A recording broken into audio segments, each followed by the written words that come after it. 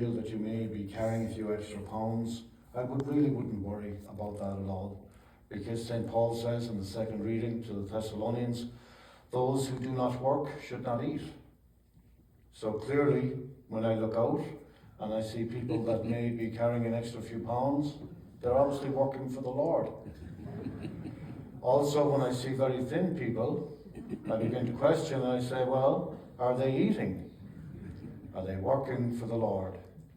And then when Jesus said, don't worry about a thing, that even the very hairs on your head will be counted and you will be protected, I know sometimes you'll still be okay. Don't worry. Because your last name is Murphy, so you're fine anyhow. But anyhow, this past Sunday night, I received a phone call from an individual, from a parishioner, and he asked me, he said, I'm really reflecting on next Sunday's readings, and that impressed me an awful lot because it was just like last Sunday after we finished Mass last Sunday. And he said, I'm really concerned about the four last things, dying, judgment, heaven, and hell. And he said, I can't understand how the Gospel of Luke, which I just read, how that ties in with those four last things. And he said, no, please don't tell anyone. It's me that's calling. So, Jim, I'm not going to tell that you called me last Sunday night wanting to discuss this week's readings already. I hadn't even looked at them yet. But, no, it's very interesting because I think there's three very important lessons that we can garnish from this Gospel reading in particular. Because as you know, now we're winding down the church's year. Next Sunday is the last Sunday of the church's year. And then we begin the season of Advent, which focuses on four very important realities: hope, love, peace, and faith. So we're kind of getting, the messages about the last things to prepare us, that we be spiritually ready to begin Advent, to prepare ourselves for Christmas. But I think, the first lesson we can, certainly for me anyhow, I preached to myself first, to understand today's gospel is, when the disciples were admiring the temple, and they said, it's lovely and it's adorned with gold and all these very, very nice, decorations and the whole lot. And Jesus says, well, listen, really, that's a material thing. That's not going to last forever. What Jesus was saying to his apostles was, don't focus on the material realities of your lives, focus on the spiritual realities which last eternally. So the disciples got a little confused because they thought the temple, would last forever. Well, it didn't, because as you know, shortly after Jesus' death, the temple was destroyed. So that didn't last forever. And that's why Jesus was saying to the apostles, work for what endures forever. Don't work for material things, because we can't take any of that with us. The only thing we can take with us is the good deeds we have done for other people. That's what's important. And that's, I think, what Jesus, I think the batteries are gone. I think that's what Jesus was saying. I think that's what Jesus was saying to his apostles. Listen, don't focus on material things, focus more on spiritual realities, which are a lot more important. The second lesson, I think, that Jesus was saying, the gospel points out there's going to be wars and famines and earthquakes and all this good stuff.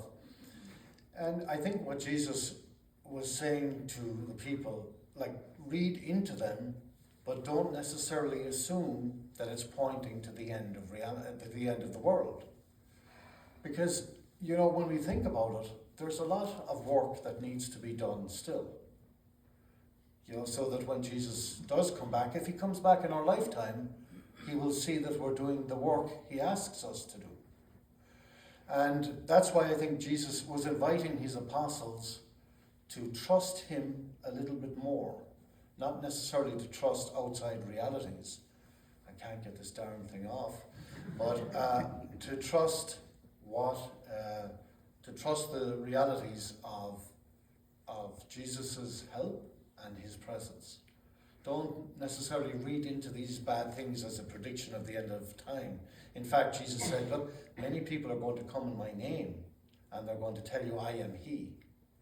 And, we've all heard of people like that do come in, Jesus' name and say, I am Jesus, and, the end of the world is nigh, and, you better be doing this if you want to, if you want to go to heaven. I know in the 18th century, there were so many people that predicted the end of the world right down to the very day and the hour. But of course they were sorely disappointed, because Jesus himself said, nobody knows the day nor the hour. So, that's what Jesus is saying, like, prepare yourself, just because there's earthquakes, famines, thank God, and plagues happening. Don't read into it necessarily as it's the end of the world and it's happening. I think because of our ability now to garnish and to gather news from all over the world so instantaneously, we can kind of look into that and say, well, maybe that's what's happening. Well, I'm going with Jesus on that. And I think Jesus used those examples to remind his disciples, listen, you need to trust in me more. Don't trust in what the world is saying, trust in me more. And that reminds me that, as I said at the beginning, the only thing we can take with us is the good deeds we have done for other people. We have to ask ourselves, I think especially in the month of November, especially when we honour our deceased loved ones, is to ask, when we die, are we going to leave kind of a memory or a legacy? Are we just going to be a memory, or are we going to leave a spiritual legacy behind us? People will talk about us in the best way possible. And that's, I think, what Jesus was saying to his apostles, and ultimately saying it to us. Firstly, don't look at your material things, because you really can't take anything with you. Look at your spiritual package that you'll be taking with you. The second thing is to trust him a little bit more by allowing him into our lives. And that then leads on to the third point of today's gospel, where Jesus says, listen, people will hate you because of me. Well, surprise, surprise, they already do that. But he said, don't prepare a defense. You don't have to prepare a defense. In other words, what Jesus was wanting his disciples to know was to trust him a little bit more. He said, I'll give you everything you need. Don't go to court. Of course, he was speaking metaphorically here. Don't go to court, with a defense in your back pocket. Don't even worry, he said. I will be with you. And sometimes we can think that it's only us really in the world, and that the world revolves around us. My nephew who lives in France, French liberalism, always says, when I would say something to him, he'd say, well, Brian, the world doesn't revolve around you. And sometimes we can kind of get into that kind of role of thinking that, maybe we are the center of the universe instead of God being the center of the universe. And that's why Jesus, I think, was bringing down their egos to ground level and say, you don't even have to prepare a defense. I will give you everything you need. In other words, trust me a little bit more. So I think those three lessons are so very, very important for all of us. I put it myself there first, because I don't expect other people to do things that I'm not doing myself. The first thing is not to put our focus on our material possessions, because they won't last. Mass this morning, thanks to Tony's offered for my mother as well, and I remember in her will, she put my twin sister in charge of her jewellery, and to disperse amongst the sisters-in-law and nieces and everything, whatever they wanted. But some of her jewellery disappeared, especially the jewellery that she was wearing when she had her stroke. Well, it didn't really disappear. The doctors gave it to me. And I gave it to my elder sister, because I knew that's what my mother would want. Because I know what the others would do with her jewellery. Do you know what they would do with it? No. Exactly. And then, of course, my twin sister called the cops on me that I stole the jewellery. But I kept telling her, I said, Laura, I don't have the jewellery, which was not a lie because I'd already given it to my older sister. So, it got very, as you know, it gets very messy. So, Jesus is saying, like, look at our spiritual packages that we're carrying. Are we truly filling it up with good things, or are we filling it up with things that won't last? That's the first lesson. The second then is, to, in a very special way, to trust him a little bit more. And that can be hard, to let go of the things that we think we're in control of. But we're not. We're really not in control of things. I was speaking to a parishioner yesterday evening, and the parishioner was asking me, did I think we were in the end times and the whole lot? And really, and I said to her, I said, it could be the end time for me, because I could die like last night, or any of us could have died last night. So are we in the end times? Well, it depends how we look at it. There's no guarantee we're going to be here tomorrow. I hope to God we are. But there's no guarantee. That's why we trust in Jesus, that he will see us safely through this day and bring us safely to tomorrow. That's the second lesson, I think, that he was telling his disciples, trust me more, and I will look after you. Point number 3. Don't prepare a defense. You will be hated by all because of my name, but not a hair on your head will be destroyed. So Jesus is saying, not only trust me, but rely on my grace. I will look after you. Do not be afraid.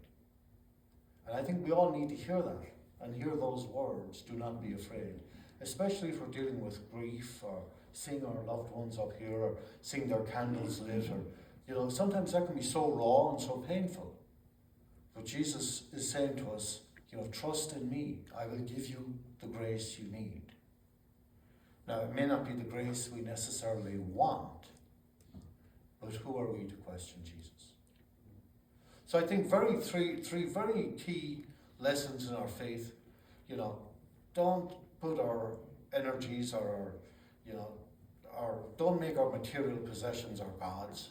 Secondly, don't be afraid, because fear, as you know, is the work of the devil, plain and simple. When we become afraid, it's the devil is making us afraid.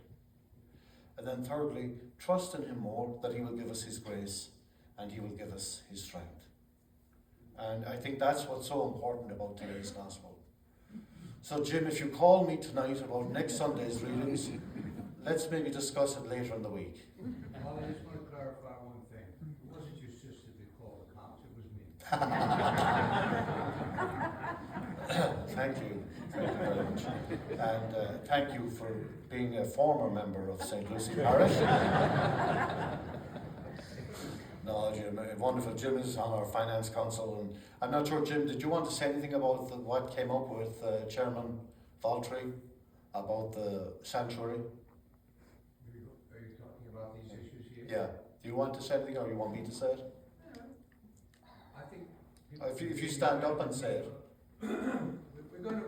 If you stand up, Jim, and come up here to the front, because then everyone can.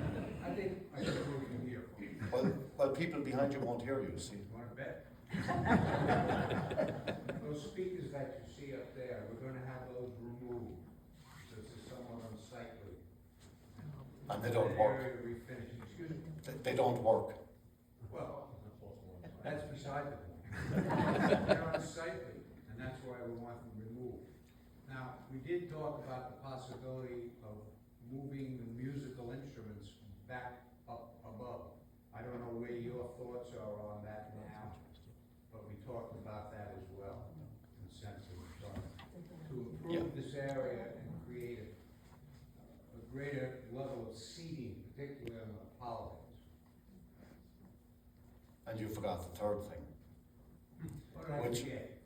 Steve and Jim came up with this idea. It wasn't my idea, but I do like it. They said the sides here, you know the sides with the wood?